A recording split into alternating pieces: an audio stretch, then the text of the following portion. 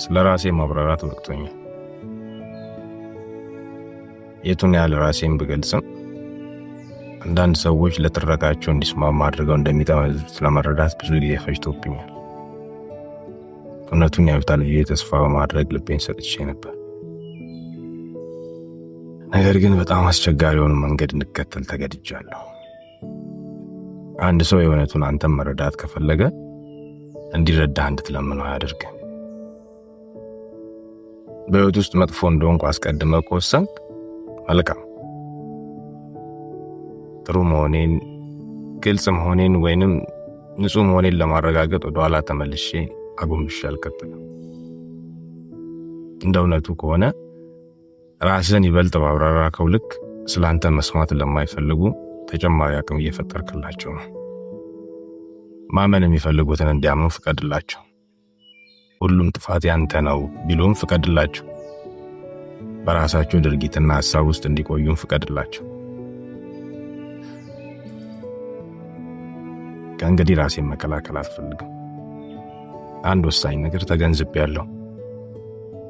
ራስን ደጋግሞ መግለጽና እንዲህ ነኝ ብሎ ማብራራት ሰላም አያመጣም። ትርፉ ራስን ማድከም ነው። ይልቁንም የእነሱን ምልከታ ታጠነክርላቸዋለህ እንጂ መጀመሪያውኑ ለመረዳት የሚፈልጉ ቢሆን ኖሮ በትክክል ያዳምጡክ ነበር። አሁን አቅሜን እየመለስኩ ነው። ማብቂያ ከሌለው ክርክር፣ ንትርክ ራሴን እያራኩ ነው። የኔ እውነት እንዲታይ መዋጋት የማያስፈልገኝ ግንኙነቶች ይበቁኛል።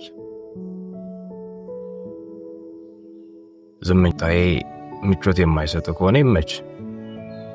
ማብራራት ያለመፈለግ ምርጫዬ ለአንተ እንደ ሽንፈት ከተሰማ የራስ ጉዳይ ነው።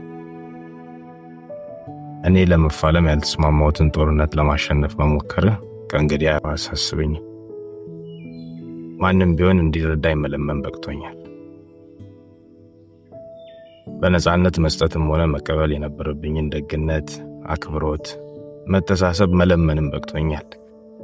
ሲጀመር ፍትሃዊ ባልሆነ ፍርድ ቤት ራሴን ለፍርድ ማቅረብ በቅቶኛል። ማብራሪያ መስጠት ካለብኝም ከዚህ በኋላ ለራሴ ብቻ ነው። ከሌሎች ሕይወት ይልቅ የገዛ ሰላሜን መርጫለሁ።